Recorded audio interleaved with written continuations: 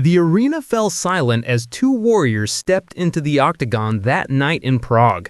Never before had such contrasting philosophies of combat been tested against each other under the unforgiving lights of international competition. This wasn't just another fight. This was the collision of two worlds. In the red corner stood Yuri Boyka, the self-proclaimed most complete fighter in the world. Fresh from his devastating victories in the underground prison circuits, the Russian powerhouse had finally earned his shot at legitimacy. His record spoke volumes, 23 consecutive knockouts, each one more brutal than the last. Boyka's approach was surgical precision wrapped in explosive violence. Standing 6 feet of pure muscle and calculated aggression, he represented the evolution of modern mixed martial arts. Boyka's fighting style was a symphony of destruction. His background in Russian sambo provided the grappling foundation, while years of kickboxing had honed his striking into razor-sharp weapons. What made him truly dangerous was his adaptability. He could switch from devastating ground control to lightning-fast combinations without missing a beat. His signature spinning kicks had ended careers, and his ground game was suffocating. The man had turned brutality into an art form. But Boyka's greatest strength might also be his weakness. His reliance on power and intimidation had always worked in the underground, where fear was half the battle. Against an opponent who couldn't be intimidated, who thrived on pressure, his psychological warfare might prove ineffective. His conditioning, while excellent, had never been tested in a prolonged championship bout against someone of elite caliber. Across the cage, Bruce Lee stretched with the fluid grace of a master who had transcended mere technique. The legend himself had emerged from the shadows of cinema to prove that his martial arts mastery was no Hollywood fabrication. At 5'7" and weighing in at 130 pounds, he looked almost fragile next to Boyka's imposing frame. But those who understood combat knew better than to judge by appearances alone. Lee's philosophy of Jeet Kune Do, the way of the intercepting fist, represented martial arts evolution decades before its time.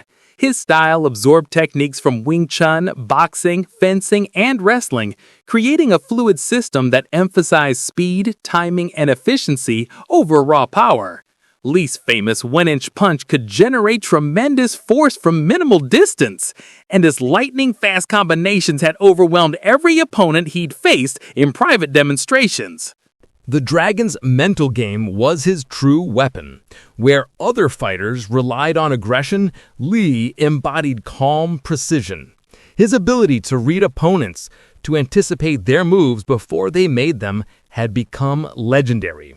He fought not just with his body, but with his mind, turning each encounter into a chess match played at superhuman speed.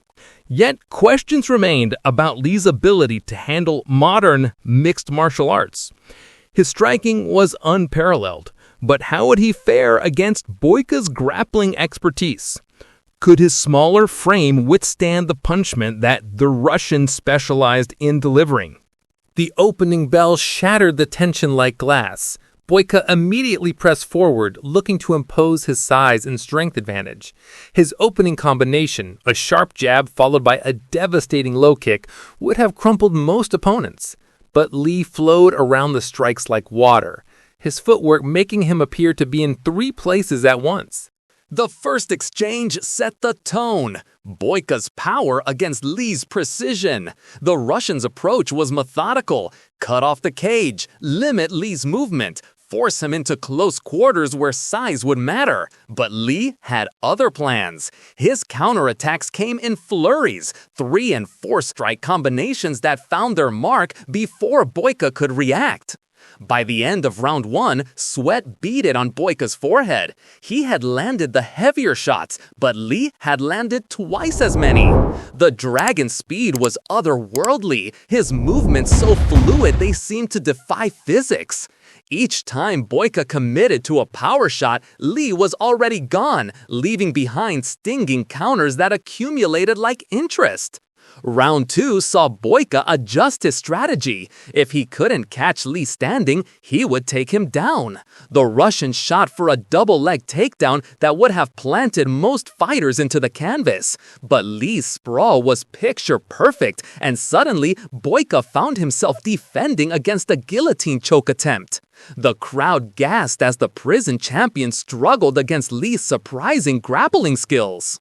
The turning point came midway through round 3. Boyka, frustrated by his inability to impose his game plan, overcommitted to a spinning heel kick, his favorite finishing move. For a split second, he was off balance, vulnerable. Lee's response was instantaneous. The 1-inch punch delivered to Boyka's solar plexus dropped the Russian to one knee. What followed was poetry in motion. Lee's combinations rained down with surgical precision, each strike finding its target with devastating accuracy.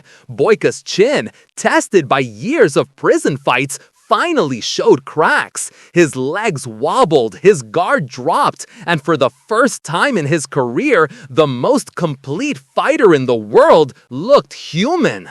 The final moments played out in slow motion. Boyka summoned one last surge of power, launching a desperate haymaker that would have ended the fight had it connected. But Lee stepped inside the punch, his countercross finding its mark with a sound that echoed through the silent arena.